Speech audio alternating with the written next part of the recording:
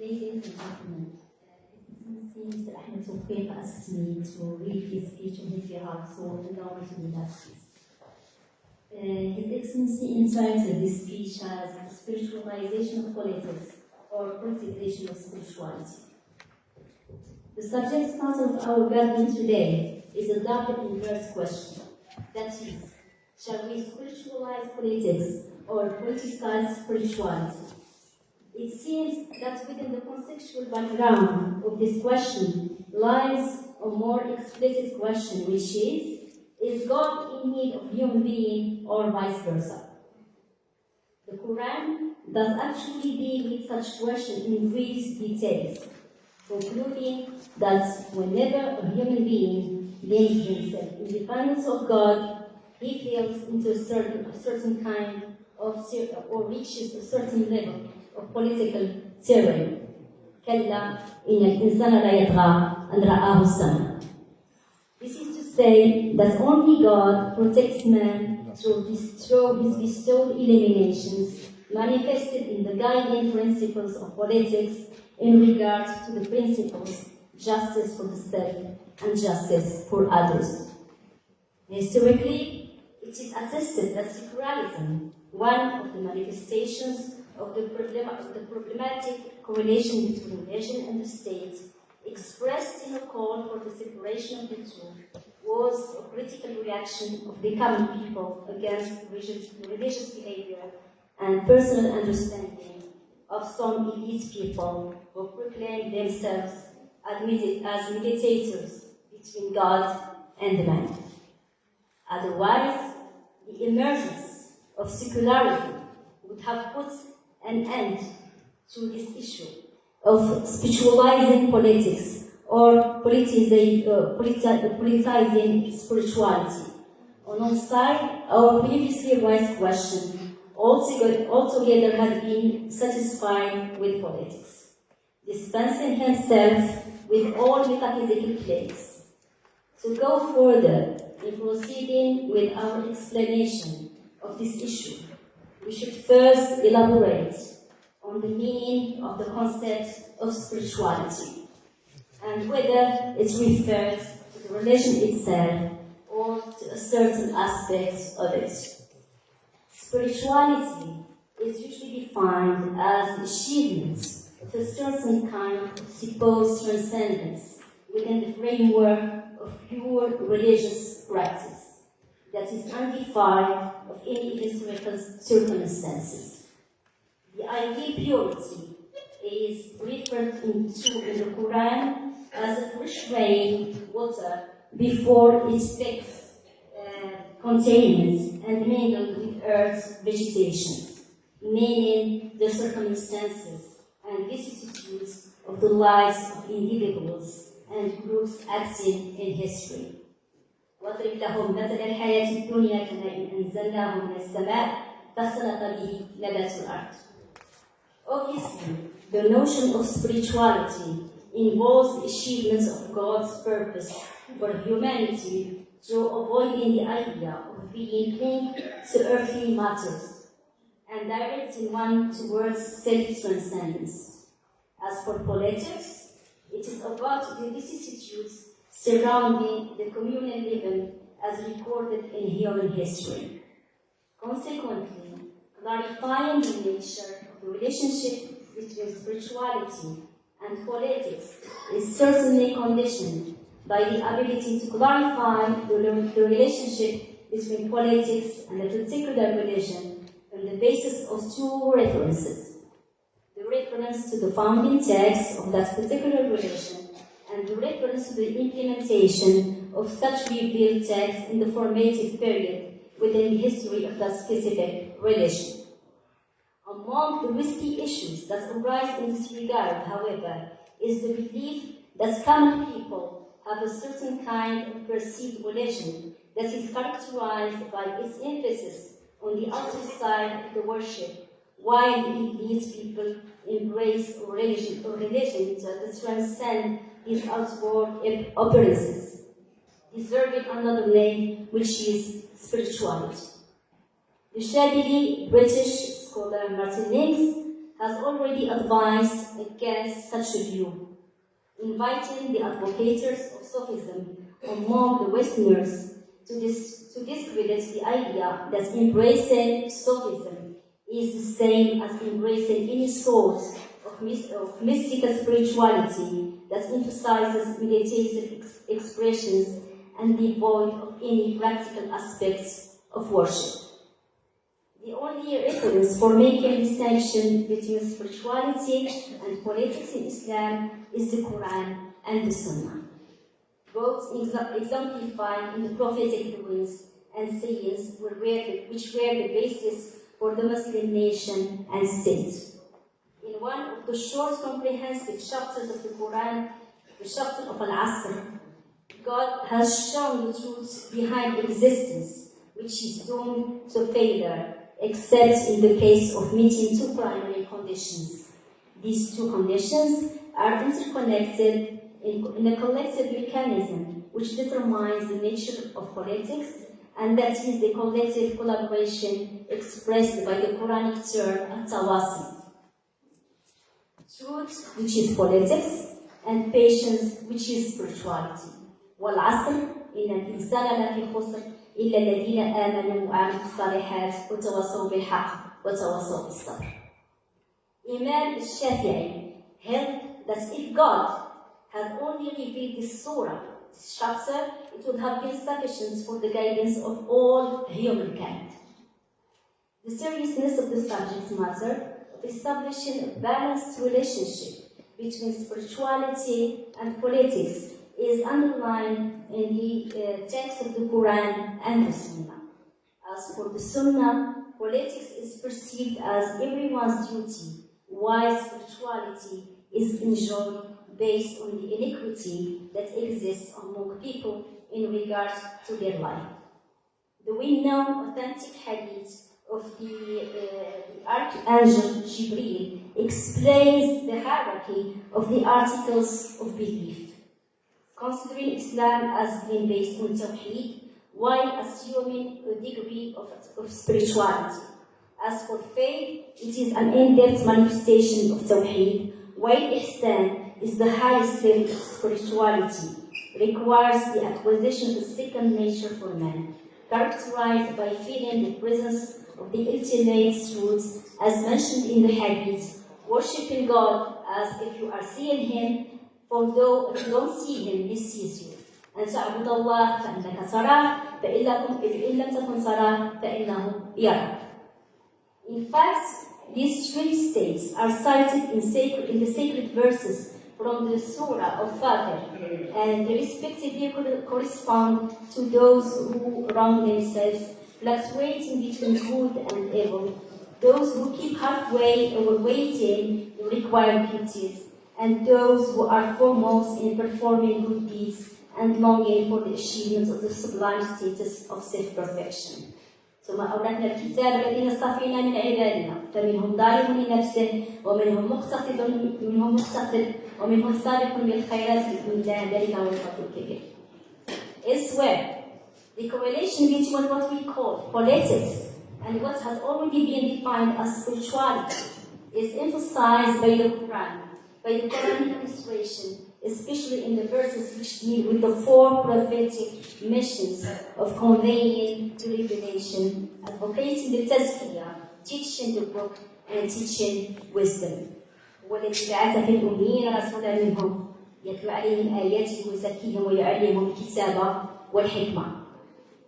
The first mission is conveying the revelation through contemplating on God's words and being in a state of spiritual willingness, which supposes to be assumed by any believer upon his articulation of faith, and thus expressing a minimum political concern for the implementation of the principles of right and justice. The second mission of Tazkiyah, which is the Quranic references interpret as self-spiritual education against selfishness, being monotheist and seeking to better the lust of the ego through rehabilitation and reorientation of others towards the promotion of just politics, is actually the spiritual education par excellence. As such, when a man is in quest for tazkiyah, then it becomes evidence for him to learn the book, abide by its legal prescriptions in regard to justice and wisdom, and that is exactly what the other two missions of prophethood is all about. Over the course of history, Muslim scholars have been concerned with the teaching of the book, while the Sufis were more preoccupied with spiritual education, a path which likely leads to self-liberation, yet surrounded by hardship. Obviously, God's mercy upon generations has always been manifested in the continuous existence of pious people and men of virtue, initiating others to recognize the spiritual stations with the boundaries of adherence to Quranic teachings and tasting the prophetic guidance. At the margins of this spiritual path, charming flowers have grown out of the seeds of spirituality, manifesting the ecstatic expressions of Al-Junayd, the no-cease teaching of Ibn Arabi, the Rumi's poetry, the saintly marvels of those who attain high spiritual levels, and the ardent love of the dervishes within the popular Sufi circles. Undoubtedly, all these various Sufi expressions and spiritual manifestations cannot cause harm unless it constitutes an act of covering justice or corrupting politics. Accordingly, Islamic spirituality is not restricted to the elite. Rather, it is an open, ethical spirituality for everyone. The first to explore such spirituality are those illiterate individuals who welcome the prophets and the revelation, living the life of wisdom and loving for others what they love for themselves. Historical faces have always witnessed the emergence of spiritual schools, which perhaps due to the strange label of Sufism have been opposed by various trends and currents. Some of these opposing views have been expressed by the jurists on the basis of sincere piety and literal interpretation of Islam, while others were the outcome of political agendas related to the proclamation of leadership and the fear of the ascetic outlook of Sufism. In fact, the continuous intimidation and harassment against Sufism, which benefited the political tyranny, is basically part of the harassment against the spiritual dimensions of Islam.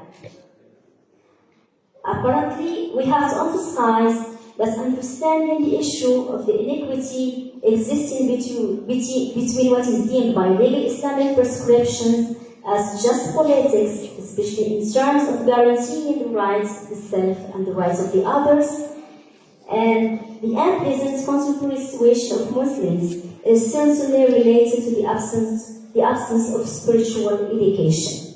Spiritual education helps in conquering the attitude of selfishness and triggering the feelings of liberation towards the material self, the other human being, and any other worldly source of lust and consumption. As we are witnessing today, the absence of spirituality fosters the weakening of the human being and increases the cost of living, a fact which pushes us to conclude that spirituality and politics are two sides of the same coin. However, an in-depth insight into the problematic aspects of this issue requires us to redefine the concept of freedom to conclude the idea of transforming the pleasure gained from the attitude of possessing and taking to the attitudes of sharing and spending for God's sake. Such freedom cannot be achieved without a testimonial monotheism manifested in self-accountability in regard to the concepts of rights and politics. Finally, the possibility of articulating and disseminating this renewal project is certainly conditioned by two things: the existence of a societal context that guarantees certitude, meaning security, and the existence of well-versed religious scholars who base their preaching discourse on educating people in light of the prophetic methodology by promoting an education devoid of selfishness and overloaded with ethical values.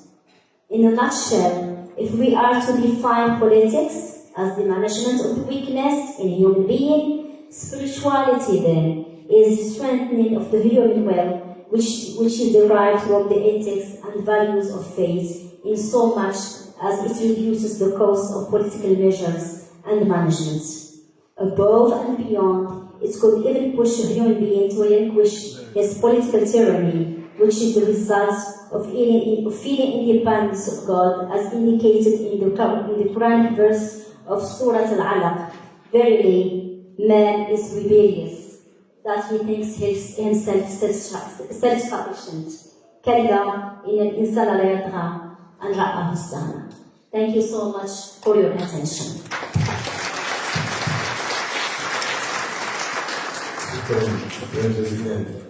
Thank you very much. And I don't know how I'm going to manage with the next interventions. As I think that we can have something in French, so they can do some alternative. And but please, very, very short, because we have a very important event by the exam, so that we have to spend a few minutes. But we would like to, can you make it in 2 minutes? Summarize it? Thank you very much.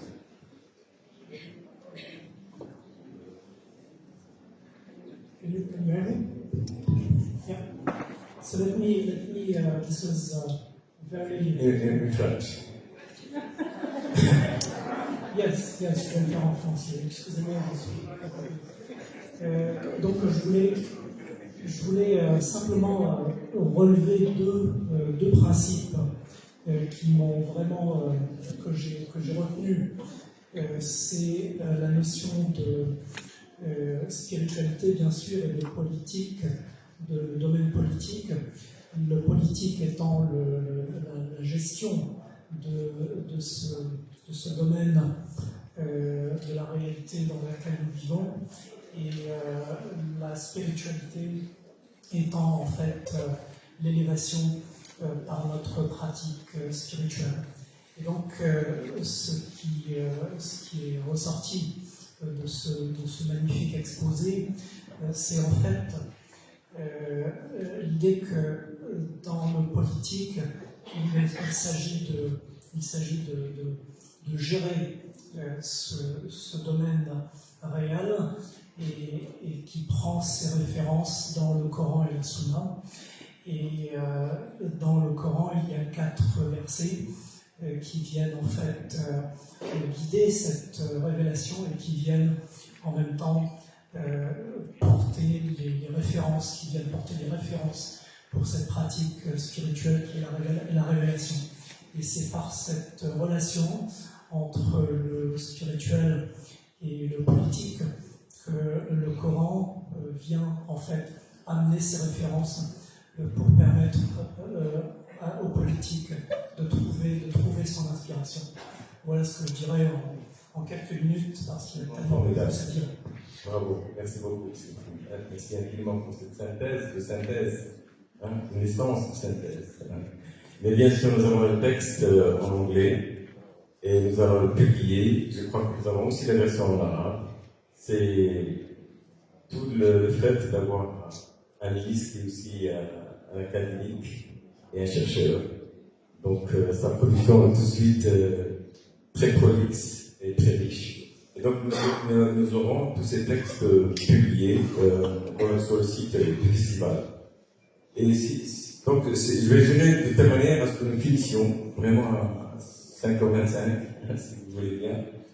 Voilà. Et je voudrais simplement dire que nous avons parmi nous, et pour passer à la langue française maintenant, nous avons aussi parmi nous un professeur, un grand ami de langue d'art, qui est Michael Gurley, qui est professeur à Princeton.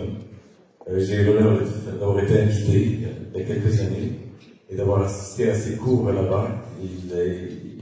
Ils sont absolument remarquables à la fois brillant, riche et subtil, et qui essaie de rendre compte de cette profondeur de la culture soufisme et de sa philosophie. Mais je pense aussi par son action, par son expérience, c'est aussi quelqu'un qui s'est beaucoup intéressé à l'Afghanistan.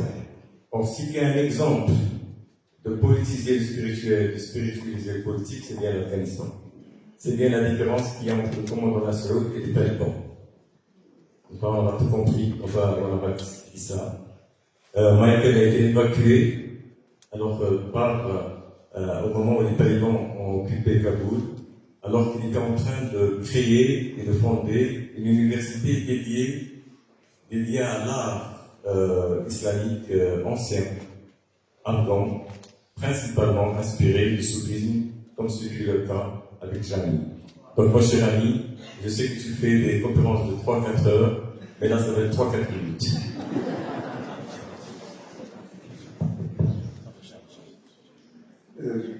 Bien, Bismillah, puisque vous me présentez comme un anglo-américain, je vais parler en anglo-américain. Mais en langue française. Mais en langue française.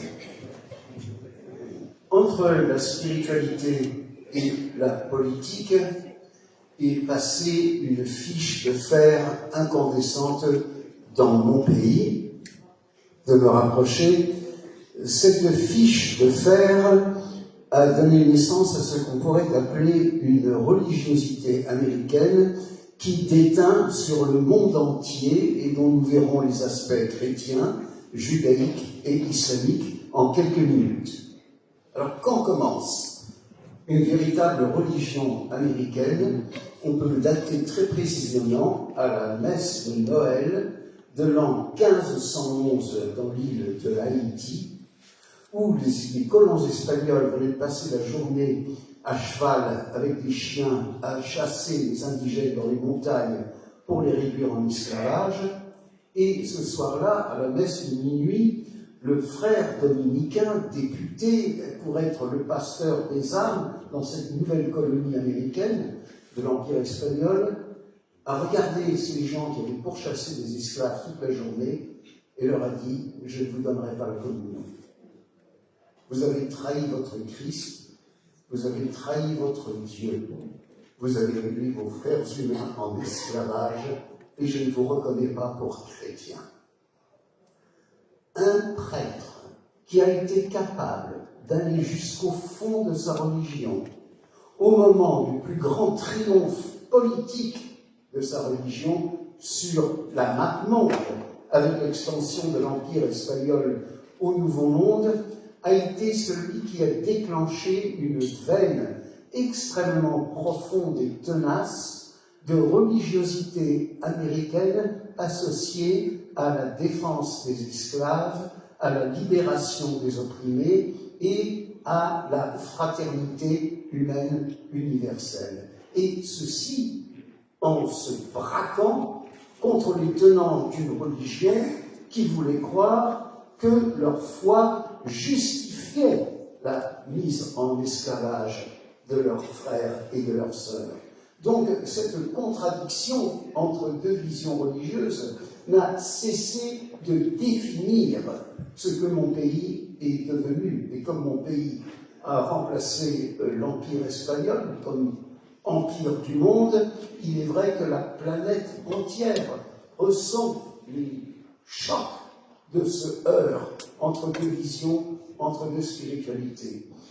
Quand le prêtre Antonio de Montesinos, qui à mon sens a maintenu ce fil si ténu entre le christianisme d'aujourd'hui et le christianisme des origines, c'est parce qu'il est monté au pupitre et qu'il a dit ces mots que le christianisme aujourd'hui, la papauté à Rome par exemple, peut continuer à s'affirmer comme porteuse de valeurs humaines universelles.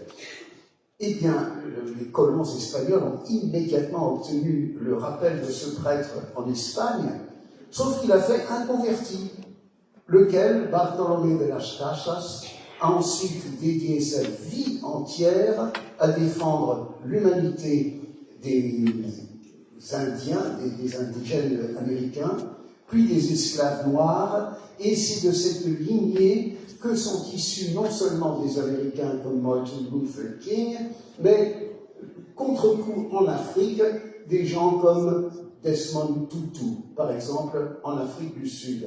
Donc, c'est une leçon qui a porté et qui a animé tous les mouvements dans mon pays qui ont visé à mettre fin à la ségrégation raciale, qui se sont érigés contre la doctrine qui voulait, du temps où l'esclavage existait dans mon pays, qu'après tout, les Africains étaient des descendants du troisième fils de Noé, et le Ham, et que donc tous ces Hamites ne méritaient que l'esclavage. Donc, c'est dire combien la religion peut justifier le pire et aussi donner un ressort spirituel extraordinaire à qui se défend contre le pire et qui affirme le meilleur. Et j'en viens au paradoxe américain actuel, puisqu'on voit des tensions que nous ne pouvons pas comprendre en dehors de leur dimension religieuse, la profonde alliance qui a duré pendant, je dirais, presque un siècle maintenant, entre la communauté juive américaine et la communauté noire américaine, communauté juive américaine qui s'est projetée dans la défense des Noirs américains en reconnaissant les tourments, les oppressions que tant de minorités juives ont souffert dans le vieux monde. Eh bien, aujourd'hui, on voit que cette alliance se fissure dans la mesure où tant de Noirs américains se reconnaissent plutôt dans les Palestiniens et que le judaïsme américain lui-même commence à se fissurer entre ceux qui veulent continuer à voir en Israël la réalisation de la promesse divine et ceux qui s'insurgent contre ce qu'ils considèrent comme étant une trahison de l'essence humaine profonde de la religion juive. Donc, cette tension que nous avons vue en christianisme américain, nous le voyons encore en judaïsme américain. Je parle toujours en tant qu'anglo-américain, puisque vous m'avez présenté comme ça. Je le suis. Troisièmement, l'islam. Eh bien, là où tout le monde reste absolument étonné, c'est de constater que le poète le plus lu aux États-Unis, pour autant qu'on lise encore des poètes, c'est Rumi en traduction anglaise.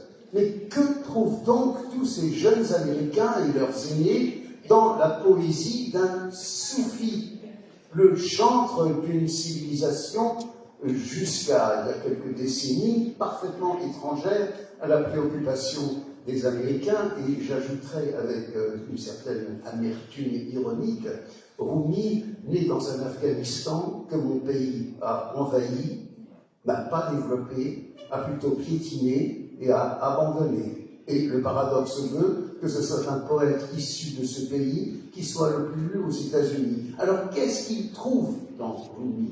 Qu'est-ce qu'il trouve dans cet islam soufi? Je donnerai pour finir deux réponses. La première, quand je donne des cours sur le soufisme, et même des cours assez ardus, par exemple à Princeton, sur le soufisme d'Ibn Arabi, ça n'est pas simple, mais l'interpellation qui fait mouche, c'est le mot qu'emploie Ibn Arabi pour désigner son Dieu, le réel, al-haq. Et le al-haq, vous ne pouvez pas, même si vous êtes athée, nier al-haq, puisque si Dieu est le réel c'est Dieu, comment pouvez-vous nier le réel? Le réel, par définition, c'est ce qui existe. Même pas forcément se trouve, mais ce qui existe. Je joue avec Wujud et Mawjud, bien entendu.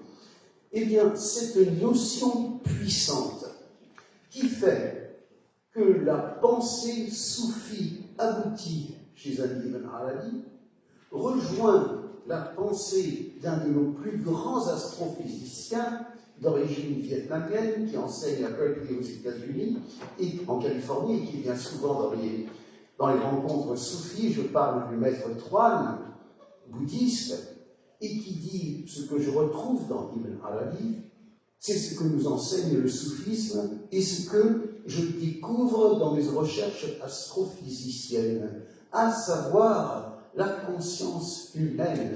N'est-ce pas pas la conscience que l'univers prend de lui-même.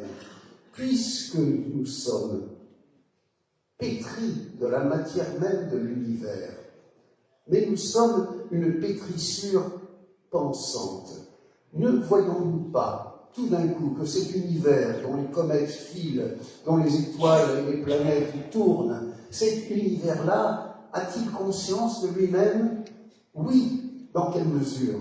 Dans la mesure où nous, êtres humains, nous pensons l'univers. Et puisque nous sommes partie de l'univers, nous sommes poussière d'étoiles, nous sommes cette conscience que l'univers a de lui-même. Cette virtualité de créer la conscience contenue dans l'univers, dans sa formation, aboutissant à notre conscience, rejoint l'enseignement le plus poussé d'Ibn Arabi, à savoir la création manquait d'une conscience capable de la penser. Et quand le réel crée cette conscience, un dialogue s'instaure entre le créateur et la créature qui est capable de penser le créé. Et alors le monde surgit dans la clarté de la pensée. C'est une vision extrêmement poussée, extrêmement profonde. C'est vrai qu'elle saute par-dessus les barrières linguistiques, culturelles, historiques, littéraires, et arrive à renouer un dialogue. Et c'est là où j'espère que je reviens au sens même de la question que vous posez. L'immense majorité de l'humanité suit ces différentes religions par habitude familiale. C'est évident.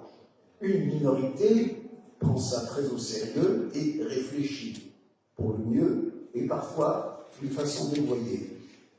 Mais il reste aussi une immense fraction de l'humanité qui a perdu sa foi, qui a été repoussée de la religion par les excès des uns ou des autres. Et c'est vrai que dans l'enseignement que nous avons pu donner du soufisme à Princeton, le dialogue a été renoué, comme avec la psychologie des profondeurs. L'appel à l'astrophysique renoue un dialogue dont a besoin l'être humain moderne. Car si je parcours les philosophes islamiques de l'âge d'or de Bagdad, je vois qu'ils sont tous aux prises avec la cosmologie et la philosophie et la métaphysique grecque, parce que c'est la science de leur temps. Ils ne s'en détournent pas, au contraire, ils viennent aux prises avec la pensée d'Aristote, avec la pensée de Plotin, avec la pensée de Platon.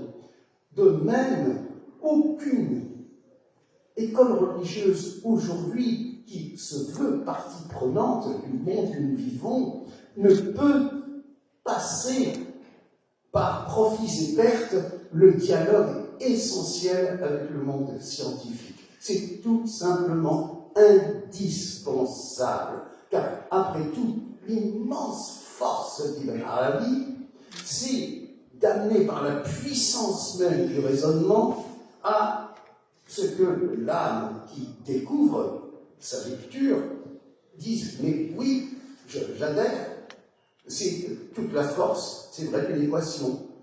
2 plus 2 égale 4.